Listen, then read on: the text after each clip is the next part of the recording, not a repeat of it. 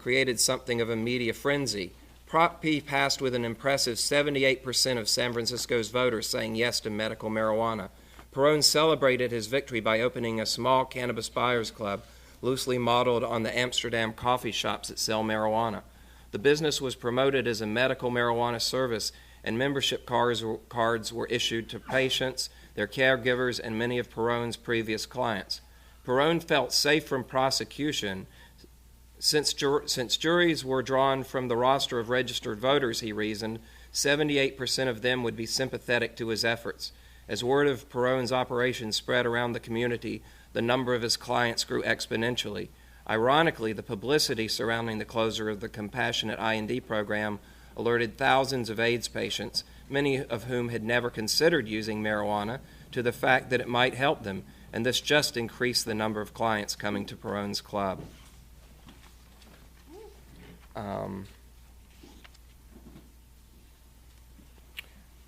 And I just want to read a little bit, one small passage about the club. Although Dennis Perone had initially modeled his buyers club on Dutch coffee shops, his operation soon dwarfed anything found in the Netherlands. He moved out of the old dance studio and relocated to a massive five-story building on Market Street in San Francisco.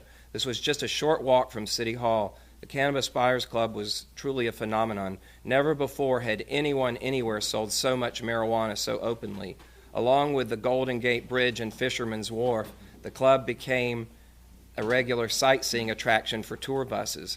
It was a wonderful operation that created a de facto community center for a lot of down-and-out people with serious illnesses who had previously been isolated shut-ins. The CBC provided meeting spaces and lounges with comfortable seating and big screen TVs. Affordable and free on-site housing was provided for workers who were also patients. The club even had its own softball team. There were support groups for cannabis users with various illnesses, as well as for those in recovery from dangerous drugs like alcohol and heroin. It was beautiful. So, thanks.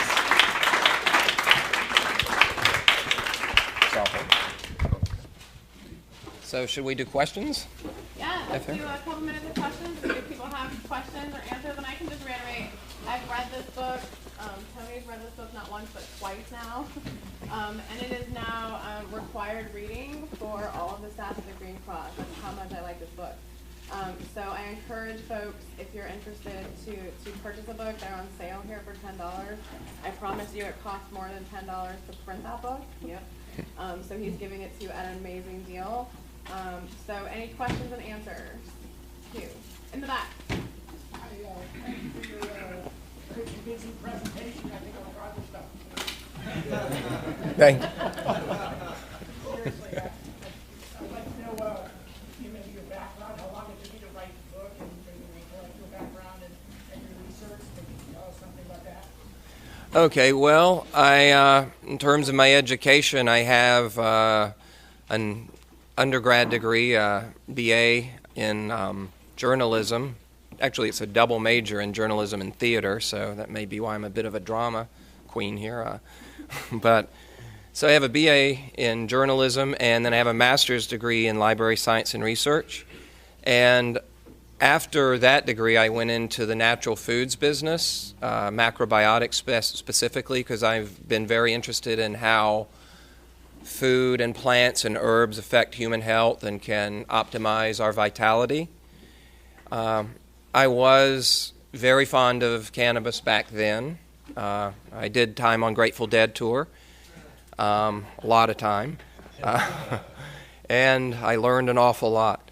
But when I knew Dennis Perone because my best friend, I was a caregiver for my best friend who died of AIDS, and he died in 1991, and I got marijuana from Dennis's marijuana shop, which was a little apartment on Sanchez back then. And so I kind of have been involved with Dennis's work from that point forward. And then I, in 1994, was introduced to and became romantically involved with Donald Abrams, who is my spouse, my husband now. We've been together 18 years.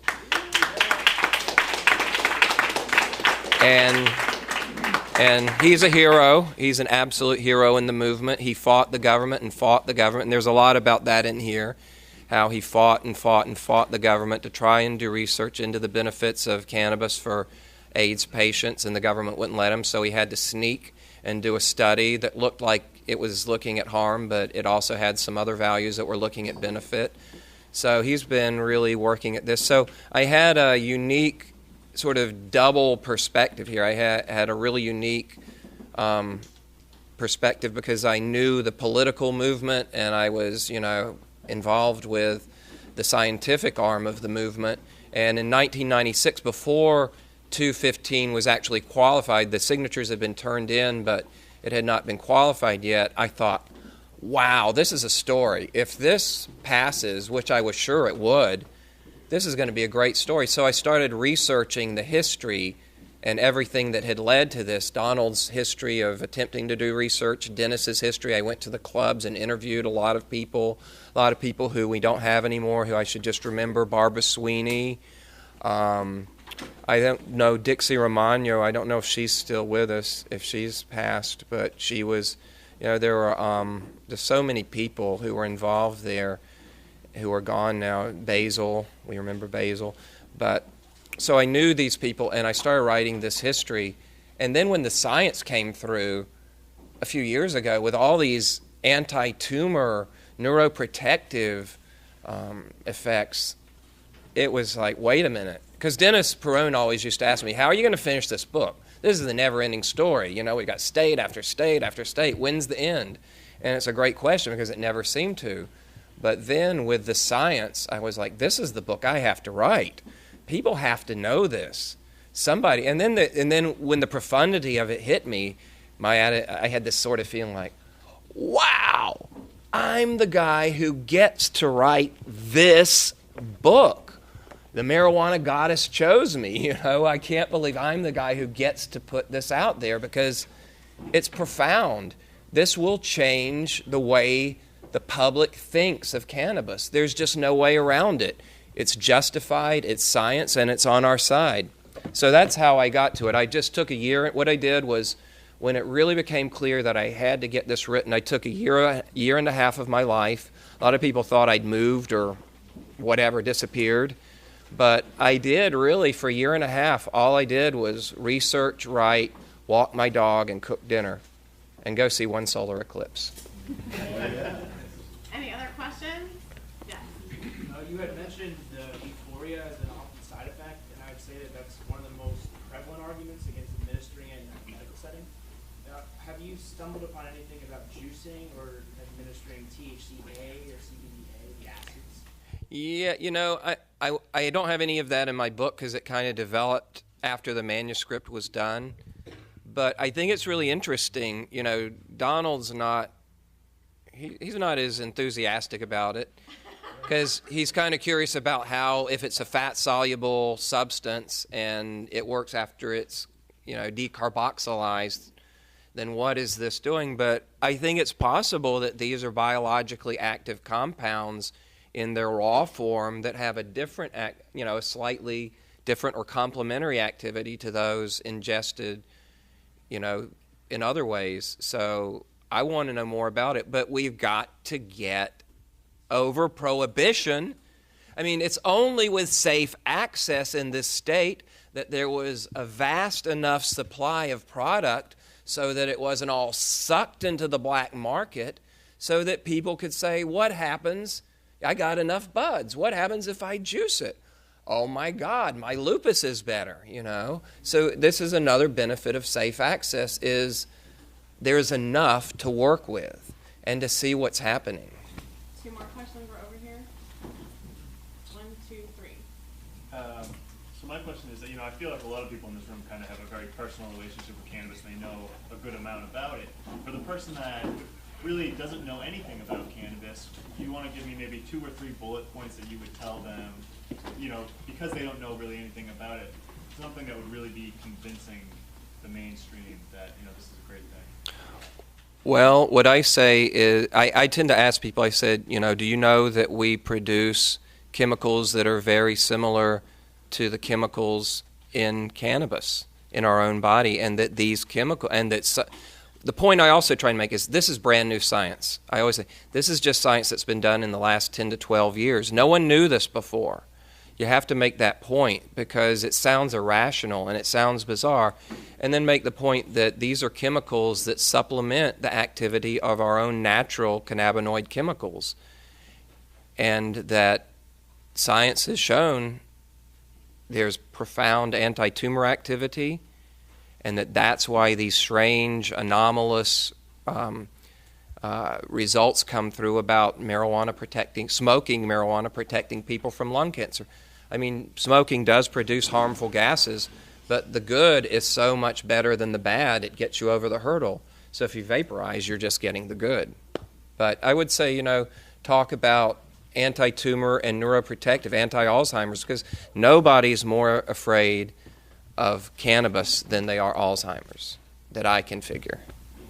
Two. Go ahead. Yep. Hi, I'm Paul Hansberry. In your research, I've read lots of things about people that are doing research and studies and wonderful things about aggressive cancer being shrunk and less aggressive and sometimes disappearing. In your research and in your writing and collecting facts, have you found any doctors that are actually treating patients? If there is a patient who has cancer right now and wants to find a doctor that will treat them, I've contacted Manuel Guzman in Spain, and he said, I'm not doing clinical trials right now. I've got a friend who's looking for a doctor that will treat them, that will actually take them and treat them, understanding there's no guarantees. Do you know of anyone that will actually do the treatment, or is it just research? Above ground, it's almost impossible to do research with human subjects. And because part of it here is the NIDA's blockade of using cannabis for beneficial research. So, and there's also this insane fear, euphoranoia, that we can't, because of this side effect, we can't use this in human subjects. When I think it's really because they don't want to produce evidence that I present in my book, that shows it's beneficial. But I don't think there's, it's all underground. It's the doctors who are cannabis friendly who are trying to help their patients find a way, either slowing the progression or, stopping if Maybe possible. you could meet after the meeting, give you a couple of those names. Three, right here. You have a question. Is there a similarity to this cannabinoid receptor that we have that receives this cannabis and the production of endorphins? Is that like a similar system or another? They are similar. They're similar but distinct. But there may be some. Well, Donald did the study with opiate drugs and cannabis.